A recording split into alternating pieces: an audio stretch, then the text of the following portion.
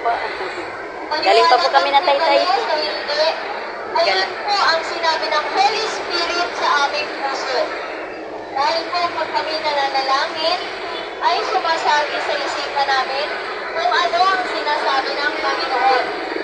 Pag sinabi sa aming puso na humayo kayo sa lugar ng Diyos, kami po ay nagtuturo na magtuturo para sa mga tao sa salita ng Diyos. Marami po dito mga kapatid, lalo na ang Kamaynilaan ay naghanap ng kasamaan. Maraming mga gumagawa ng hindi kaaya-aya sa paningin ng Diyos.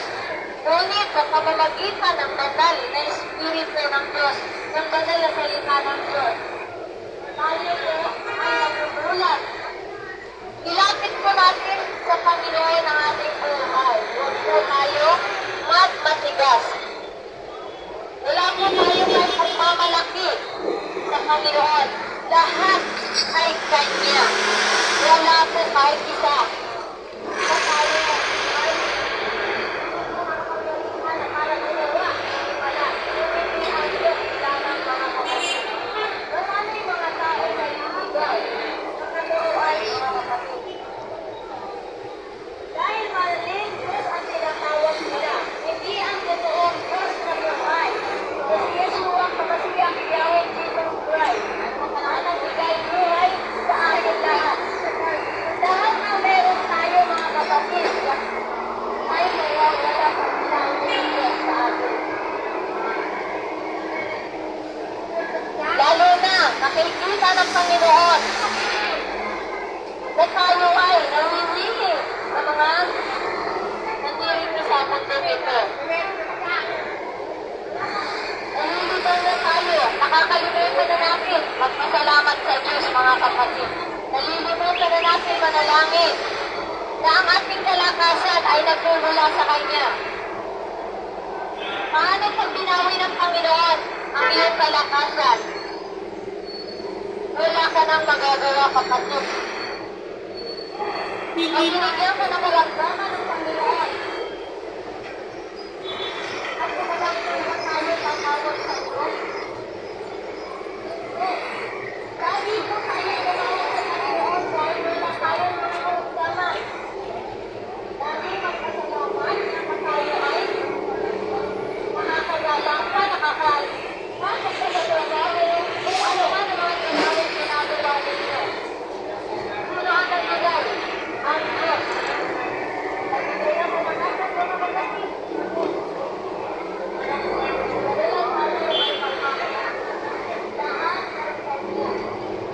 Kaya naman, may sasakyan ka man, may bahay ka man, lahat kay Kanya. Binigyan ka lang niyang kalakasan upang magamit mo. Ngunit ginagamit natin mga kapatid ang kalakasan. Saan? Sa kalayawan lang. Sa sariling kalayawan. Naniniwala ka lang tayo sa ating kalakasan, sa sariling kalakasan. Hindi. Pagmumula sa Diyos ang iniisip natin, kung hindi sa sarili. Pero mga kapatid, ang Diyos, sa Kanya nagmula ang lahat, mga kapatid. Hindi sa atin. Kaya mga kapatid, huwag po natin makayaan na tayo ay makalimot sa Diyos. Mahal tayo ng Panginoon. Mahal kayo sa lugar na ito. Ngunit marami ay nakikita ang Diyos na nakakalimot ka sa Kanya. Kami po ay taga-Taytay Rizal.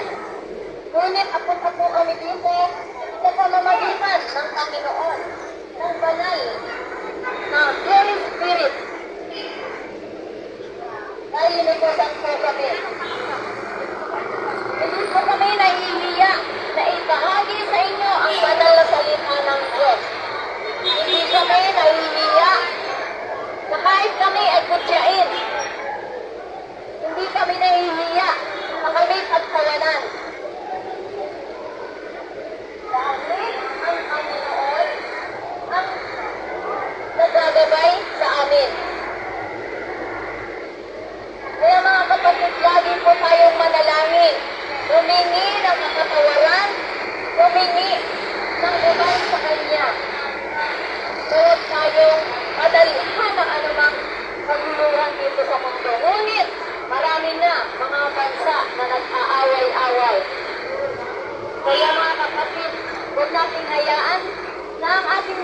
natin ay pabayaan ng Panginoon.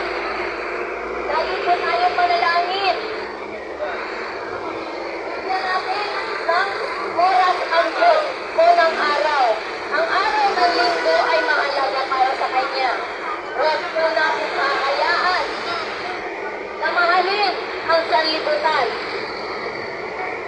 Pagkos ang naglikha ng sanlibutan ang dapat natin mahalin. Walang iba kundi si Yeshua,